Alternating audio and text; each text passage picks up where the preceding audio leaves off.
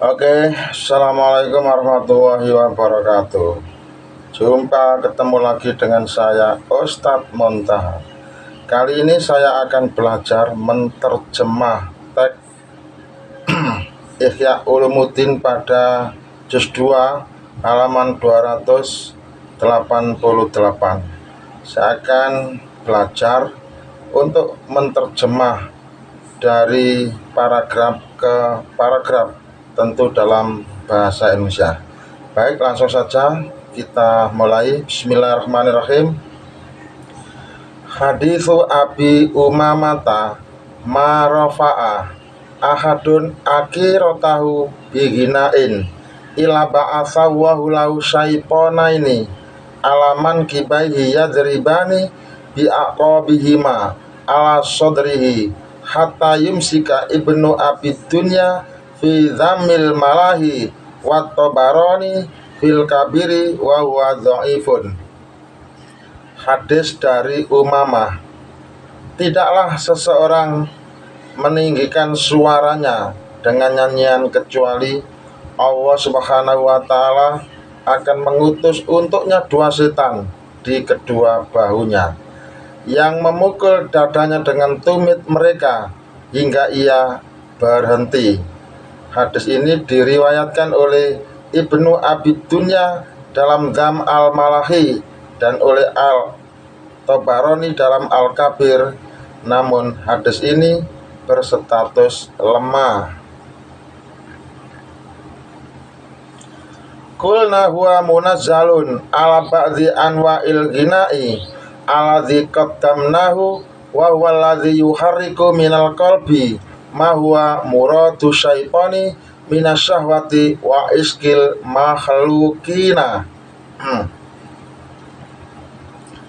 Kami katakan hadis ini dimaksudkan untuk sebagian jenis nyanyian yang telah kami sebutkan sebelumnya, yaitu nyanyian yang menggerakkan hati menuju sesuatu yang menjadi keinginan setan, seperti syahwat dan cinta berlebihan kepada makhluk.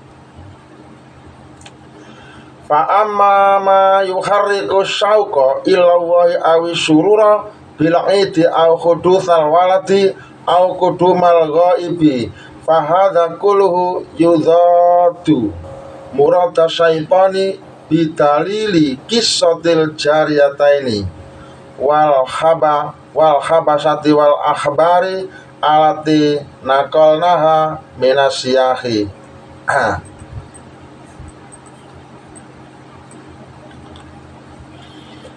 Adapun nyanyian yang membangkitkan kerinduan kepada Allah atau rasa gembira pada hari raya atau kebahagiaan karena lahirnya anak atau kedatangan orang yang lama pergi, maka semua ini bertentangan dengan keinginan setan. Hal ini dibuktikan dengan kisah dua jariyah dan orang-orang Habasyah serta hadis-hadis sahih yang telah kami sebutkan. Fatazwizu fi maudhi'in wahidin nasun fil ibahati wal mana'u fi alfi maudhu'in muhtamalun litakwili wa muhtamalun litanzili amal fi'lu fala ta'wila lahu idma khurima fi'luhu innama yahillu bi'aridil ikrahi faqat. Maka pembolehan pada satu keadaan adalah dalil yang jelas atas kebolehan, sedangkan pelarangan pada 1000 keadaan masih mungkin ditakwilkan dan ditafsirkan. Adapun perbuatan itu sendiri tidak bisa ditakwilkan, karena sesuatu yang diharamkan untuk dilakukan hanya menjadi halal apabila ada paksaan yang memaksa. Wama ubiha fi'luhu yahrumu bi'awaridho kathiratin hatta niyati wal kusudi wahtaju bimaruya Uqbatu benu Amirin anan Nabiya sallallahu alaihi wasallam qala kullu syai'in yalhu bihir rajulu fahuwa batilun ila ta'dibahu farasahu waramyahu biqausihi wa mula'abatahu limra'atihi. Dan sesuatu yang pada asalnya mubah atau boleh dilakukan bisa menjadi haram karena banyak faktor penghalang, bahkan sampai pada niat dan tujuan. Mereka berhujjah dengan riwayat dari Uqbah bin Amir bahwa Nabi SAW bersabda, segala sesuatu yang menjadi permainan bagi seorang laki-laki adalah batil, kecuali melatih kudanya, berlatih memanah, dan berjumpa dengan istrinya. Haditsu Uqbah bin Amirin, kullu syai'in yalhu bihi rajulu fahuwa batilun illa ta'dibahu farasahu wa ramyahu biqausihi wa mula'abatahu zaujatahu ashabus sunani arba'ati wa fihi idtirabun. Hadis Uqbah bin Amir ini berbunyi, segala sesuatu yang menjadi permainan bagi seorang laki-laki adalah batil, kecuali melatih kudanya, berlatih memanah, dan bercumbu dengan istrinya. Hadis ini diriwayatkan oleh 4 penyusun kitab Sunan, tetapi dalam sanadnya terdapat kegoncangan atau idtirab. Qulna faqauluhu batilun la yadulu ala tahrimi bal yadulu ala adamil faidati wa qad yusallamu dzalika ala anna talahi bin nadhari ilal khabasati kharijun an hadhi salasati wa laisa bi haramin bal yulhaqu bil mahdzuri ghairil mahsuri kiasan.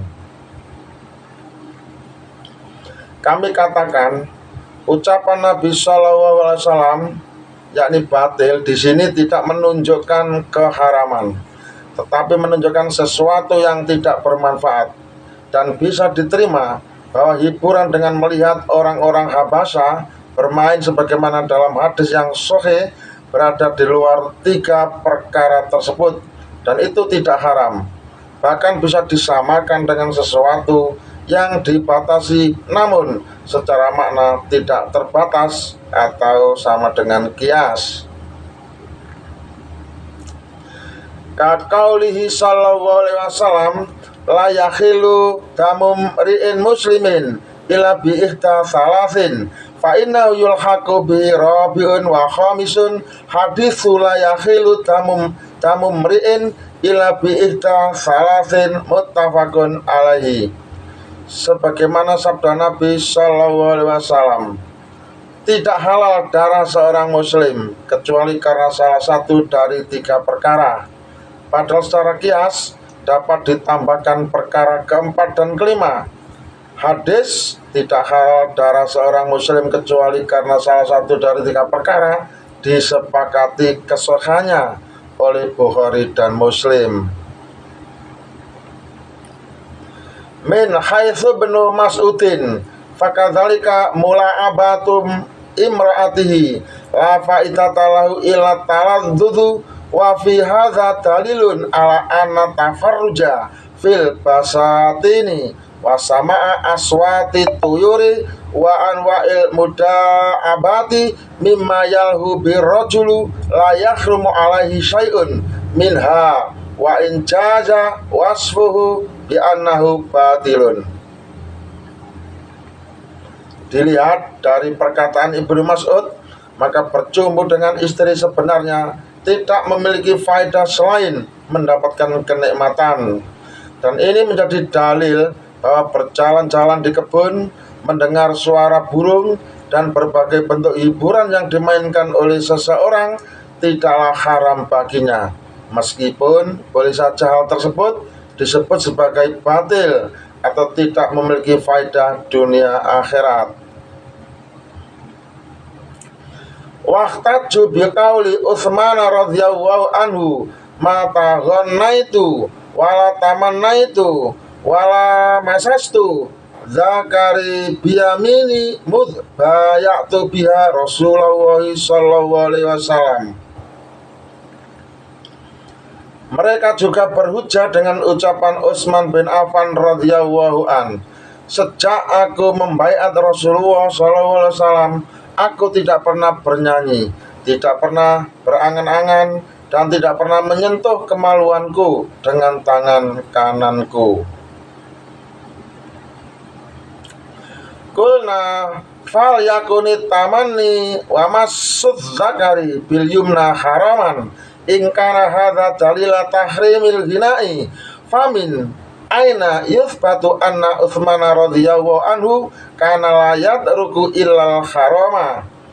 Kami katakan, andaikan berangan-angan dan menyentuh kemaluan dengan tangan kanan itu haram, maka barulah ucapan ini bisa menjadi dalil keharaman nyanyian.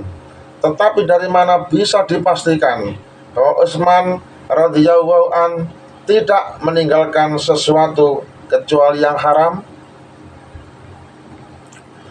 Wahtaju biqauli ibni Mas'udin radhiyallahu anhul ghina'u yunbitu fil qalbi nifaqa wa zata ba'duhum kama yunbitul ma'ul bakla.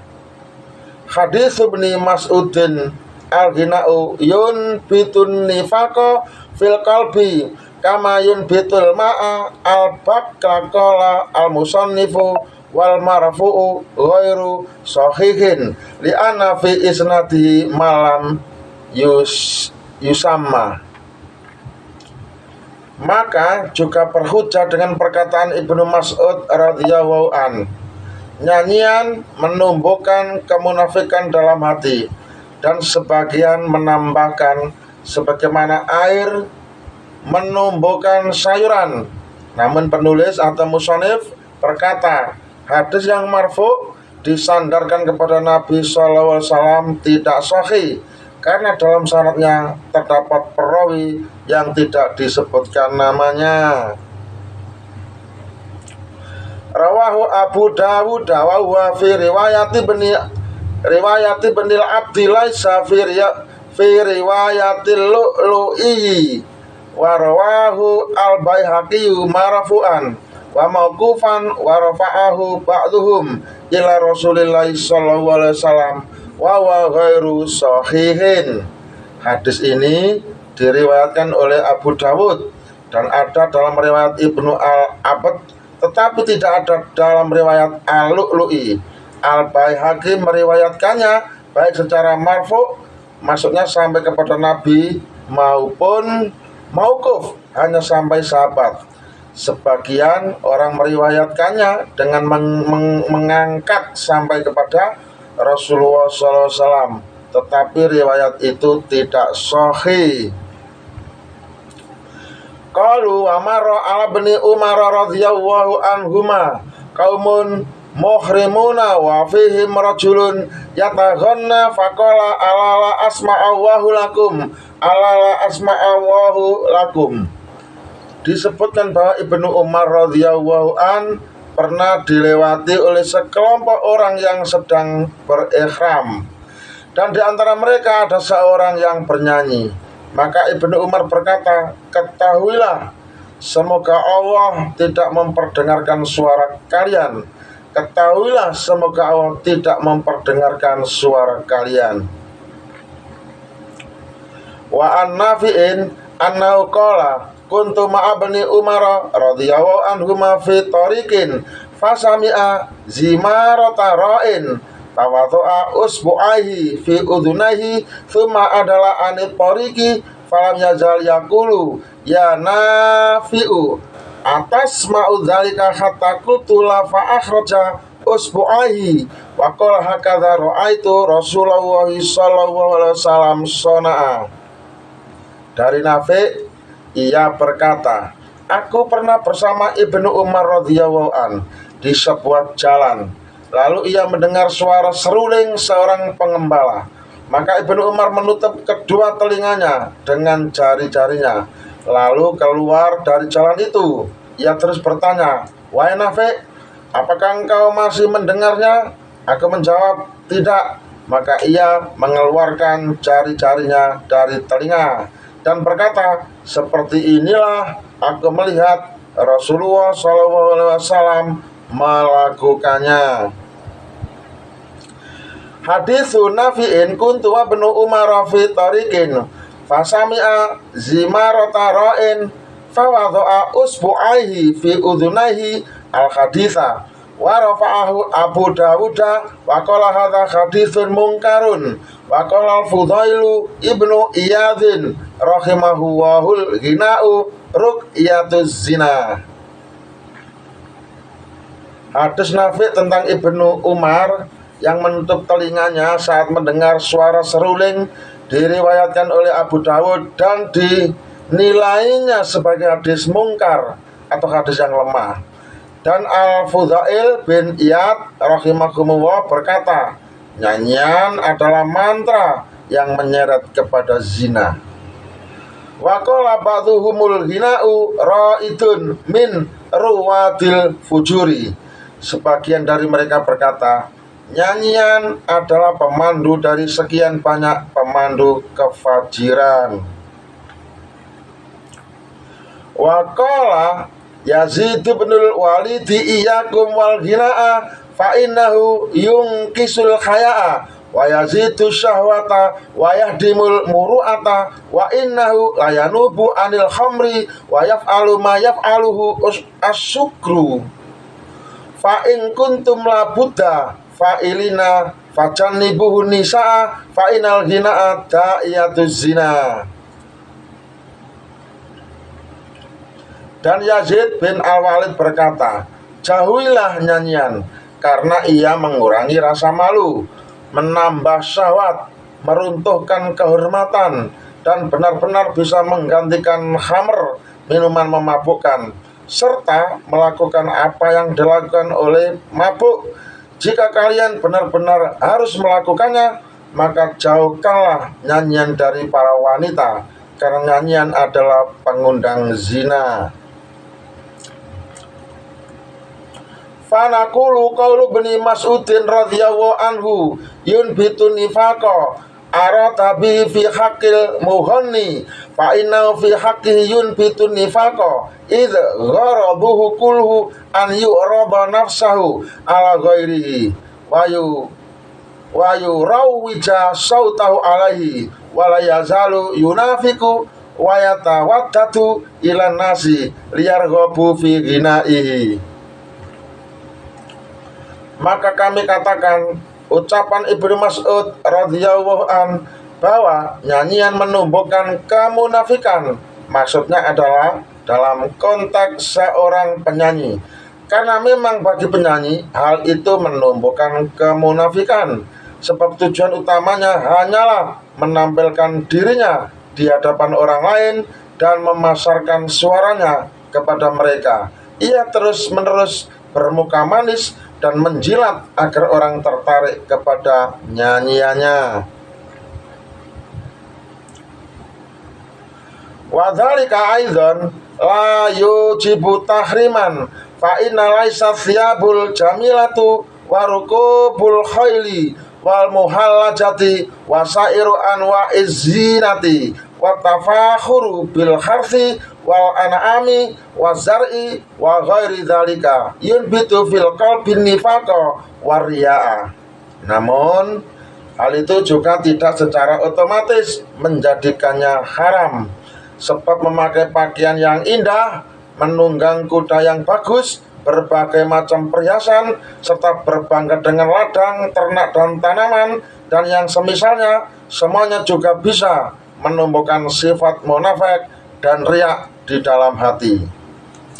Oke, demikian teks Ihya Ulumuddin pada halaman 288 juz 2 sudah kami terjemahkan dengan bahasa Indonesia sesuai dengan kemampuan keilmuan saya. Semoga menambah wawasan, bisa bermanfaat, dan terus menjadikan kita semangat belajar dalam memahami teks bahasa Arab dari hari ke hari, sehingga kita akan semakin banyak pengetahuan, banyak kosakata, banyak ungkapan, dan itulah cara kita belajar. Lama-lama akan menjadi familiar, terbiasa, dan mudah memahami kontak atau tag yang berbahasa Arab. Semoga demikian harapan kami, amin. Bersama dengan Ustadz Mota, tetap semangat dan wassalam, sampai jumpa.